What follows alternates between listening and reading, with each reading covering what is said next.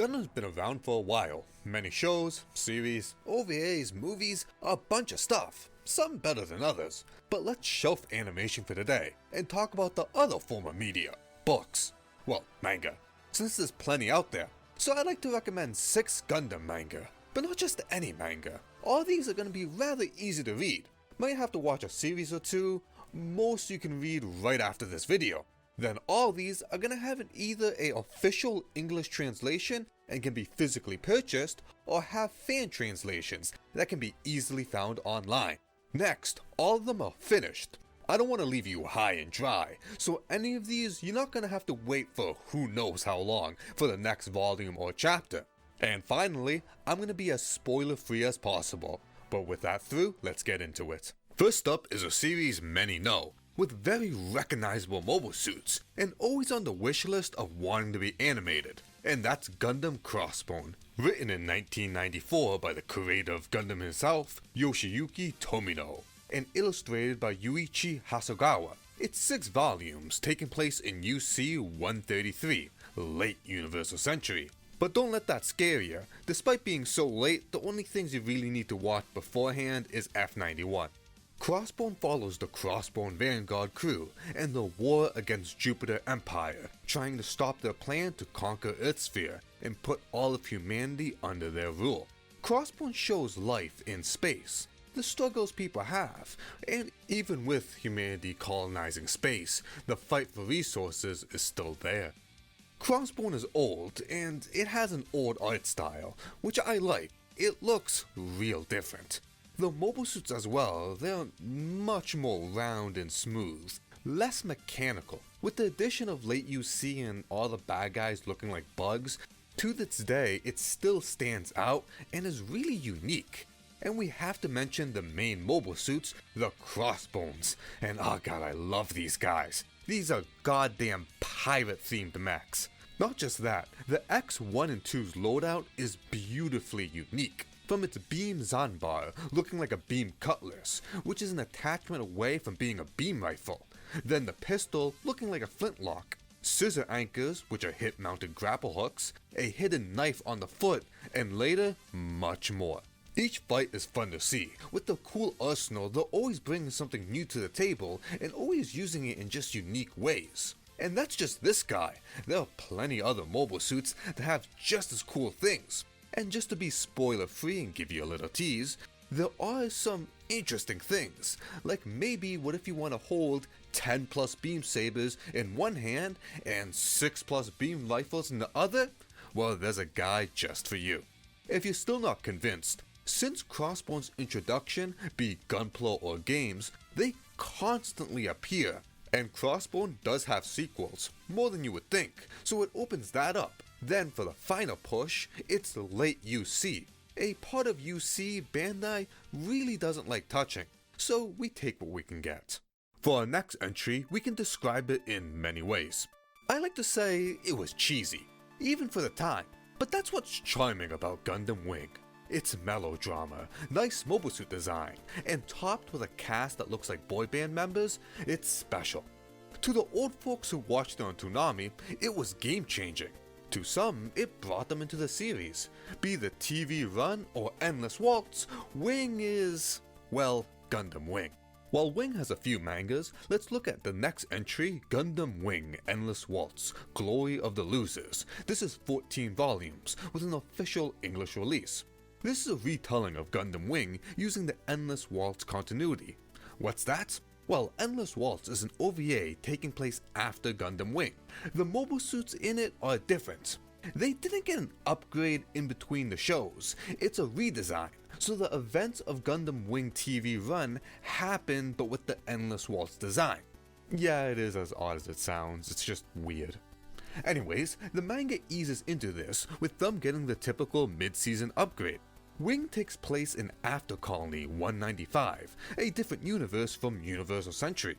It revolves around 5 pilots, who thanks to some not-so-sane scientists, are equipped with highly advanced machines, known as Gundams, to fight the tyrannical Oz military organization.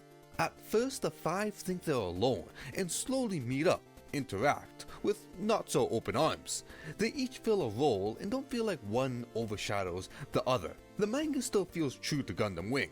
The characters are still the mopey sad boy self. While you will notice some changes compared to the TV run, they are still very similar. The first chapter is extremely close to the first episode.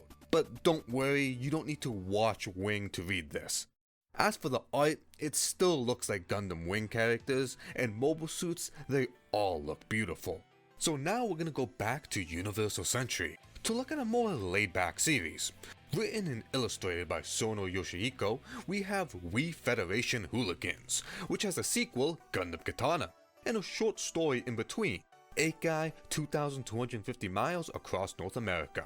All these are fan-translated online, and if you read Hooligan, I'd recommend the rest. Hooligans is 5 volumes, and it's, well, about Federation Hooligans. Taking place in the One-Year War, it's about a mobile suit team in the later days of the war, with them goofing around doing their daily dues. What seems like a training drills, field work, slowly opens up to a more serious situation. The art is great, it's more simple, it can get detailed but keeps a round edge to things. It looks nice and fits the setting. Things look different but still the same and recognizable. While it's Gundam, so it is serious most of the time, there are more comedic characters, things are exaggerated, and we have some goofy scenarios. But when needed, it can change tones fast. It's a nice short read. Another beautiful thing is the mobile suit diversity. It's not just Hooligans, but also its sequels. We get a lot of diverse mobile suits with every volume. You're just surprised there's just a whole new set of guys, and it's not always a super mega awesome, one-of-a-kind prototype, but just variants. The main cast consists of Jims, Jim Strikers, and mass production gun cannons, then more. And for Zeon, it's not just Zaku's. As a slight tease, well, spoiler, early on they fight amphibians, such as the Zok, Zogok, and even the Egu guy. The damn Og even appears. And this is another great thing, we have mobile suits that are sometimes just concept art with a paragraph of lore getting the limelight. And unlike animation, which sometimes has niche mobile suits in the background, these guys are squaring off with the cast and playing a role other than 5 seconds of cannon fodder.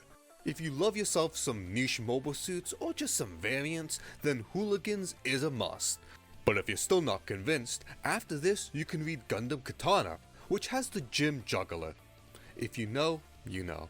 To our next entry, it's gonna need the most prior knowledge out the bunch, and it's Char's Counterattack, Beltrochkia's Children. What is this? Well, for some quick history, when it was time to turn the novel Char's Counterattack into a film, Tomino revised it and gave some notes, a outline for the movie. This was rejected and modified, then became the Char's Counterattack we know today. However, Tomino got his notes, then turned them into a novel, which is then Char's Counterattack BA. Then in 2012, this would get a manga adaptation, which leads us here today. It's 7 volumes, and it's currently being released in English. We are 3 volumes in so far, but you can find it fan-translated online. You don't need to watch Char's Counterattack, but you do need to know Amuro and Char's story, so Gundam and Zeta. BA takes place in U.C. 93, where once again, Neo Zeon is back. Led by Char Aznavour, their goal is to drop something big on Earth. This time, it's the asteroid base Axis, and trying to stop him is Londo Bell, led by Amuro, and the two once again meet in the battlefield. Be the movie or the manga, both of these stories are extremely similar. If you watched one, you will notice a lot in the other. But there are still changes, some big, some small, but let's list some more interesting ones. First and most upfront is the mobile suit design. It's not the new, but it's the high new. And it's not just for show, the thing is its own beast of a mobile suit. With similar equipment, it's got a different elegance to it. When you look both of them side by side, you can really start to notice the small differences they have, and things like the manga, you can really appreciate it. I just feel like in other medias, like in some games, they just kind of make it a recolor and call it a day, but it's in this form where you can really look at the beauty of this thing. But now for the much more noticeable difference is the Sazabi and the Nightingale, which is night and day. The Sazabi is a horrifying machine. Everything it does is scary. It's tall, it's wide, it's opposing. But the Nightingale, same thing but more. This thing is perfect for Char, giving him that final boss look. Having this menacing monster, it's completely different from everything else. It sticks out and it shows everyone that he's in charge. Then there's other things like the Gyaradoga is now the Psycho Doga, which has a built-in nice hat, which is cute. And for characters, biggest is Beltorchica Irma, for the most part replacing Chan Agi, and plays as Amuro's lover. Then more things here and there. As for art, not much to say in a good way. It feels like Char's counterattack got turned into a manga. And that's all I could ask for. Still looks the same and Char still has his goofy ass slick back hair. Overall, this is a great retelling, and going into it I had very high expectations since it is Char's counterattack, and at the end I can say it did satisfy. Heading now to Gundam The Origin, a retelling of the 1 Year War and Amuro's journey. This manga was partially animated in Gundam The Origin movies, then got adapted to a TV run. More on this later. Being 24 volumes, written and illustrated by Yoshikazu Yasuhiko with an official English release, and having beautiful hardcover books, which are a bit pricey, but damn they look nice. This covers, again, the 1 Year War, Amuro's journey, but does have some changes, and goes more into what led up to the war, but still overall close to the Gundam Trilogy compilation. A noticeable difference is the mobile suit redesigns, some more than others, but they look solid. The redesigns don't try to reinvent the mobile suits, they're still recognizable, and the changes feel more natural. None feel like a redesign for the sake of redesigning, and on this, some mobile suits have different equipment. The Gundam has more internal weapons, with a few Vulcans here and there, and a shoulder cannon, while the Zaku now has chest Vulcans. While on looks, the art is amazing. This weird faded color they do with the covers looks so goddamn good. Without the titles, every one of them is poster worthy. I just love the one with Char and his Zaku fighting the mountain of gems. Just everything about it is awesome. Even page by page, the art is amazing. So much detail and life put into it, the different shades of black used. You'll spend more time than you think looking at each page, just admiring everything.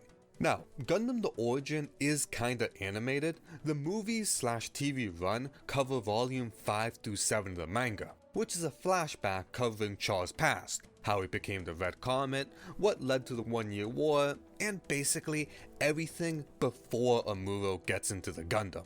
A majority of Origin is still not animated, so don't get that mixed up. Again, the Origin animation, be it a movie or TV series, does not cover the entirety of the Origin manga. While this is a great read, it does not replace the original story, but it is another way you can consume it, and you don't need to know that to read this and vice versa. But Gundam The Origin is a name that's here to stay. Getting a side movie and manga with plenty of kits, Bandai likes this continuity and will definitely see more of it in the future. Before we get to the end, some honorable mentions. These are not lesser than the prior, they all could easily be on the list. But some have not ended yet, some I think need a little more info to start, but maybe in the future we can cover these as well. First up is Gundam Thunderbolt. It's an alternate UC that takes some liberties like mobile suit design. It's got unique redesigns of loved mobile suits that really stick out. There are plenty of amphibious mobile suits if you're a fan of that.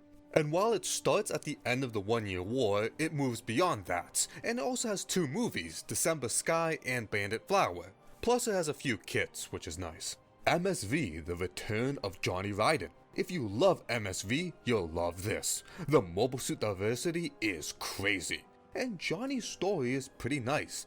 Taking place in various environments, it never gets boring, and Johnny Raiden is just an old character. He's been around for a long time, and while his story has changed, he's just always there, so it's nice to know who he is. 083 Rebellion. It's a retelling of Stardust Memory, so if you're a fan of that, you'll be a fan of this. Who doesn't love the GPOs? Come on, the GPO 1, the thing is beautiful. GPO 2, horrifying, but also cool. And then there's Gato, who doesn't love that guy. What's great is the additions we see. They expand more on certain plot points, we get more time with the characters and mobile suits, and it's overall a nice read. Seed Astray housing the Astray suits. They're well known and stick out. I mean, the red frame is the one with the katana. In a group you'll still point it out, and you'll look at this thing and go, is that Gundam holding a katana?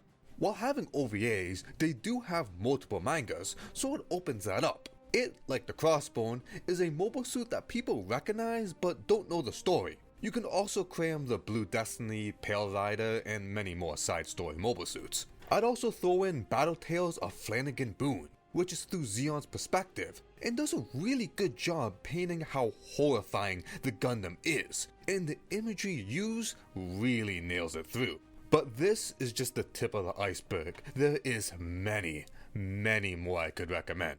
But now to the last entry, and it's not a manga, but a novel, Mobile Suit Gundam, written by Yoshihiro Tomino.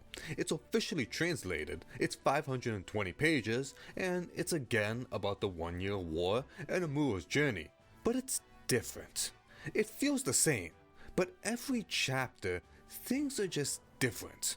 Not in a bad way, I love it. On the beginning, it's similar, but Amuro is now a military cadet, who him and others are doing co-fighter training and simulations. Then, before the attack on Side 7, Char and the other pilots go more into detail on the Zaku, on its mechanics, on how it feels like to be in a mobile suit in the darkness of space, how two mobile suits can communicate with each other by just touching. And yeah, it's not important, but it's nice to have this little detail.